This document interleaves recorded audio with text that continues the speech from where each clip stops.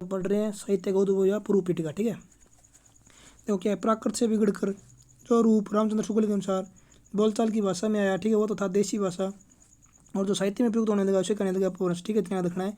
ये क्या है, भाषाएं और रचना की दृष्टि से हिंदी का आरंभिक या संक्रमण काल कहा जाता है, इतना याद रखना है। ठीक है, क्यों संक्रमण काल, जैसे इसकी कोई प्रवृत्ति निर्धारित नहीं है, मतलब ये 500 से कहीं 1000 कह देते हैं, पूर्ववर्ती अपभ्रंश कह देते हैं, और बाद वाली उत्तरवर्ती अपभ्रंश कह देते हैं। ठीक है, इतना याद रखना है।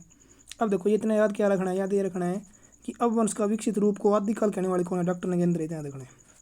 रामचंद्र शुक्ल ने क्या कहा है, अपभ्रंश को प्राकृतभाष, चंद्र शर्मा गुलेरी पुरानी हिंदी, बोला संकरी भाषा ओवट, विद्यापति देशशील बनना। ठीक है, अब देखो ये अपन क्लियर कर चुके हैं कि ये क्या थी, जो इसका प्रवर्ती या रूप था, इसलिए इसे क्या कहते हैं, ओवट कहते हैं, उत्तर अपभ्रंश कहते हैं, प्रवर्ती अपभ्रंश कहते हैं, अपभ्रंश का अपभ्रंश कहते हैं। ठीक है, अब देखो रामचंद्र शुक्ल क्या कहते हैं कि अपभ्रंश की रचनाओं में युगीन विशेष की प्रवृत्तियों का निर्धारण नहीं किया, मतलब युग विशेष की प्रवृत्तियों का निर्धारण नहीं किया जा सकता, और इसे कहते हैं प्राकृत की अंतिम अवस्था कहते हैं। ठीक है, इतना याद रखना है। और इसका पता कैसे चलता है, इसका पता चलता है तांत्रिक योगी बौद्धों की रचनाओं से 7वीं सदी के अंतिम चरण में। ठीक है, इतना याद रखना है। और ये क्या कहते हैं कि मुंज या भोज के समय अपभ्रंश या पुरानी हिंदी का प्रचार शुद्ध साहित्य में मिलता है। ठीक है, इसी कारण ये मुंज या भोज को प्रथम कोई मान लेते हैं। और फिर आप हजारी प्रसाद द्विवेदी क्या कहते हैं, हजारी प्रसाद द्विवेदी क्या कहते हैं कि आदिकाल जो इन्होंने कहा था 10वीं से 14वीं शताब्दी भाषा की दृष्टि से अपभ्रंश का बढ़ाव है। ठीक है, इतना याद रखना है, यानी उक्त से थोड़ी भिन्न लेकिन अपभ्रंश का बढ़ाव। अपभ्रंश को कोई पुरानी हिंदी नहीं कहते, इतना याद रखना है। भाषा हिंदी साहित्य की वास्तविक शुरुआत किससे मानते हैं, भक्ति काल से मानते हैं। ठीक है, और इन्होंने क्या किया, हेम शब्दानुशासन जो इन्होंने यूज किया ना, हेमचंद्र ने अपने शब्दानुशासन में 2 भाषा यूज किया है, एक तो नागरीय अपभ्रंश, एक ग्राम्य अपभ्रंश। ये किससे मानते हैं, ग्राम्य अपभ्रंश से उसकी उत्पत्ति मानते हैं। ठीक है, इतना याद रखना है। और पढ़ रहे हैं अपन, ये देखो चंद्रधर शर्मा गुलेरी। ठीक है, ये क्या कहते हैं, इनकी 1921 में नागरिक प्रचारणी पत्रिका में लेख छपा था, जिसमें क्या कहता उन्होंने पुरानी हिंदी कहा था। ठीक है, इतना याद रखना है। ये क्या कहता कि यह संस्कृतियों प्राकृत से मिलती जुलती है। ठीक है, और 7वीं से 11वीं सदी तक अपभ्रंश प्रदान और बाद में परिणित हुई है पुरानी हिंदी में हो गई। ठीक है, इतना याद रखना है।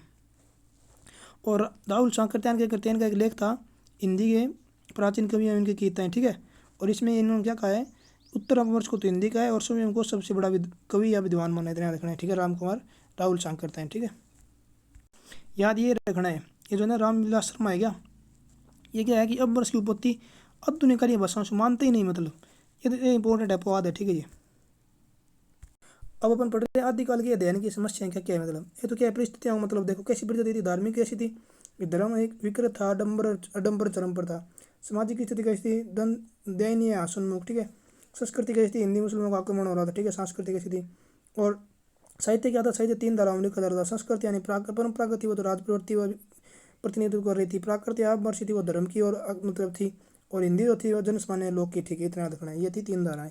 अब पढ़ते हैं प्रवृत्तियाँ। ठीक है, इनकी ये प्रवृत्तियाँ क्या है, प्रवृत्तियाँ मिश्रण के आदिकाल में भक्ति नीति योग के साथ साथ वीर गाथाएं लौकिक साहित्य भी मिलता है। ठीक है, अब रामचंद्र शुक्ल क्या कहते हैं, रामचंद्र कहते हैं शुरुआती 150 वर्षों में 150 वर्षों में प्रवृत्ति है निश्चित, मतलब यहाँ पर प्रवृत्ति है निश्चित, और फिर क्या है, मुसलमानों के आक्रमण के बाद वीर गाथा मतलब शुरू हो गई, इतना रखना है। ठीक है, अब देखो राहुल सांकृत्यायन क्या मानते हैं, सीमा निर्धारण भी मतलब समस्या अलग अलग मानते हैं। राहुल सांकृत्यायन मानते हैं 769 से 1300 तक, जॉर्ज गिरिसन 700 से 1400 तक, मिश्र बंधु 700 से 1444। ठीक है, प्रथम का याद प्रथम काल याद है। और रामकुमार वर्मा क्या मानते हैं 750 से 1375। ठीक है, रामचंद्र शुक्ल 1050 से लेकर 1375 इतना रखना है। और जो गणपति गुप्त 1184 से 1350। ठीक है, अब देखो नामकरण की भी समस्या है, नामकरण कैसे अलग अलग की है, जैसे रामचंद्र शुक्ल ने वीर गाथा काल की है। ठीक है, इसके समर्थक कौन है, समर्थक है श्याम सुंदर दास। ठीक है, वही 12 ग्रंथ अपन पढ़ चुके हैं आधार पर। और गणपति चंद्र गुप्त क्या कहते हैं इनके बारे में कि वीर गाथा रचना काल की दृष्टि से खिसक कर भक्ति काल में आ गई, इतना याद रखना है। ये आलोचना कर दी उन्होंने। मिश्र बंधुओं ने क्या कहा, फिर प्रारंभिक काल किसने कहा, गणपति चंद्रगुप्त ने प्रारंभिक काल का, इतना याद रखना है, प्रारंभिक गणपति भी। ठीक है, और डॉक्टर पतन सिंह क्या कहते हैं, अपवर्ष काल कहते हैं, और वही जातीय साहित्य का उद्देश्य। ठीक है, इतना याद रखना है।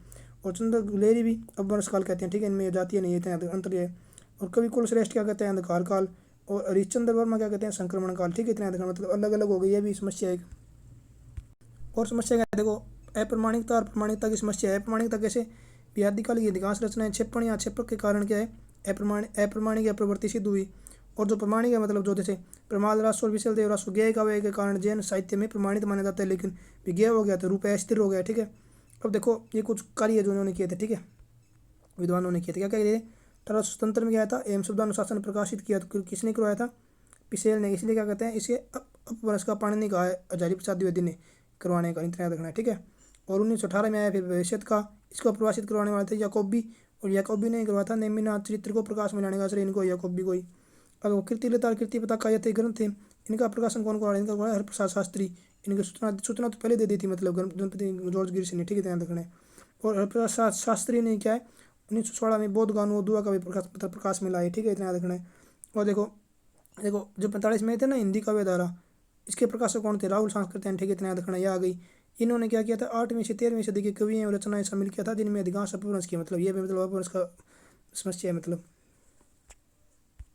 अब देखो ग्रहण त्याग की समस्या क्या है, ग्रहण त्याग की समस्या क्या, रामचंद्र शुक्ल क्या कहते हैं कि जो साहित्यिक सामग्री मिली है वो कुछ संदिग्ध है, कुछ है संदिग्ध है, संदिग्ध यानी प्रमाणिक है, और जो प्रमाणिक है वो उसकी क्या है, उसकी भाषा अपभ्रंश या प्राकृत भाषा हिंदी है, ठीक है, ध्यान रखना है। राजीव प्रसाद द्विवेदी कहते हैं कि मानव चित्त को रूढ़ या धर्म भावना से मुक्त करने वाले और सहज सत्य के प्रति उन्मुख करने वाले रचनाकारों को हमें साहित्य इतिहास से हटा नहीं सकती, इतना याद रखना है, ठीक है। और राहुल सांकृत्यायन क्या कहते हैं, राहुल सांकृत्यायन कहते हैं कि ये कवि हिंदी काव्य धारा के प्रथम सृष्टा, इन्होंने यही तो लिखी थी राहुल सांकृत्यायन काव्य धारा, हिंदी काव्य धारा प्रथम सृष्टा है, इन्हें विस्मरण करना हमारी हानि है, ठीक है, मतलब क्या रखना। और अन्य इनकी समस्याएं क्या है, जैसे केंद्रीय भाषा का भाव हो गया, सामाजिकता का भाव हो गया, संकुचित राष्ट्रीय आगे बढ़ देंगे मुख्य रूप से। और इनकी ये भी समस्या भी काव्य विविधता पाई जाती है, यानी विभिन्न धाराएं इनमें, जैसे अंबर है, सिद्धे, नाथ है, जैन है, रसो आगे लौकिक गद्य, या फिर ये मतलब इनकी अध्ययन की समस्या याद दिखा ली है, ठीक है।